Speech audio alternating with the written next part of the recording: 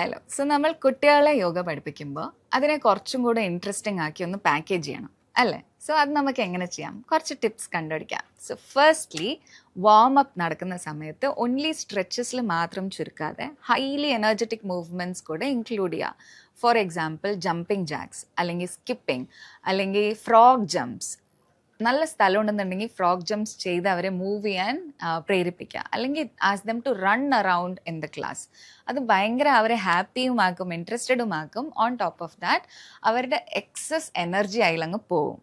So they will be more open for a calm practice like yoga. പിന്നെ ക്ലാസ്സസിൽ themes കൊണ്ടുവരാം. For example, ഇന്ന് നമ്മൾ സൂപ്പർ ഹീറോ യോഗയാണ് ചെയ്യാൻ പോകുന്നതെന്ന് പറഞ്ഞാൽ ദിൽ ബി വെരി ഹാപ്പി.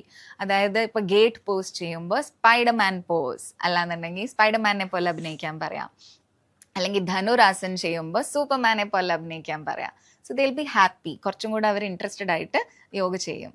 പിന്നീട് യോഗ ഗെയിംസ് നമുക്ക് കൊണ്ടുവരാം ക്ലാസ്സിൽ. ഫോർ എക്സാമ്പിൾ ഫ്രീസ് ഡാൻസ്, അതായത് ഫ്രീസ് സോങ് പ്ലേ ചെയ്ത് അതിൻ്റെ ഗ്യാപ്പ് ഫ്രീസ് ഭാഗം വരുന്ന സമയത്ത് ask them to stand in a yoga posture.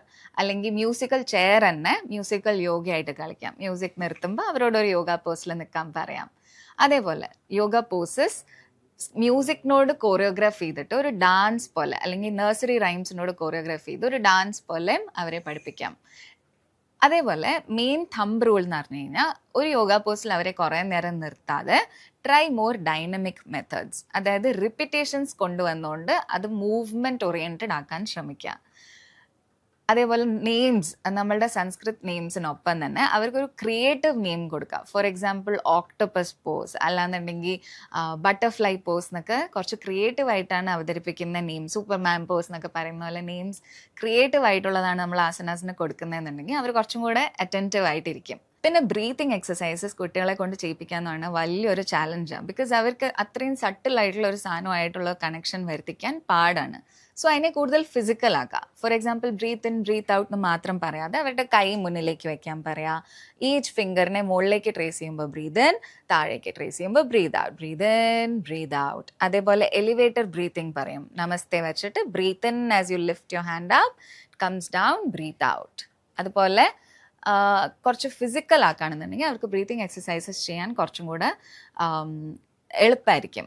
അതേപോലെ ഫണ്ണും ആക്കാം. ഫോർ എക്സാമ്പിൾ ഭ്രാമരി പ്രാണായാമം എന്ന് അവരോട് പറയുന്നതിന് പകരം ബംബിൾ ബീ ബ്രീതിങ് എന്ന് പറയാം. അതായത് ബീനെ പോലെ ശബ്ദം ഉണ്ടാക്കാൻ. സോ ചെയ്യാൻ എല്ലാവരോടും പറയാം. That's all.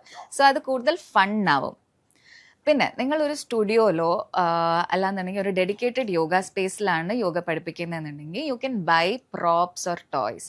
യോഗയ്ക്ക് കുട്ടികളെ പഠിപ്പിക്കാനായിട്ടുള്ള props, for example breathing ball എന്നൊക്കെ പറയുന്ന പ്രോപ്സ് കിട്ടും. സോ അത് വാങ്ങിച്ചു വയ്ക്കുകയാണെന്നുണ്ടെങ്കിൽ പിള്ളേർ കുറച്ചും കൂടെ ഇൻട്രസ്റ്റഡ് ആയിരിക്കും.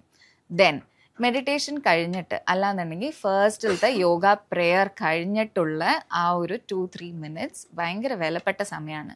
ബിക്കോസ് ആ സമയത്ത് കുട്ടികളുടെ സബ് കോൺഷ്യസ് ഓപ്പൺ ആയി കിട്ടാണ് നമുക്ക്. അന്നേരം നമുക്ക് അവരെ നല്ല കാര്യങ്ങളിൽ എഡ്യൂക്കേറ്റും ചെയ്യാം, അഡ്വൈസും സജസ്റ്റും ചെയ്യാം. ഫോർ എക്സാമ്പിൾ അവരെ ഇമോഷൻ റെഗുലേഷനെ കുറിച്ച് പഠിപ്പിക്കാം.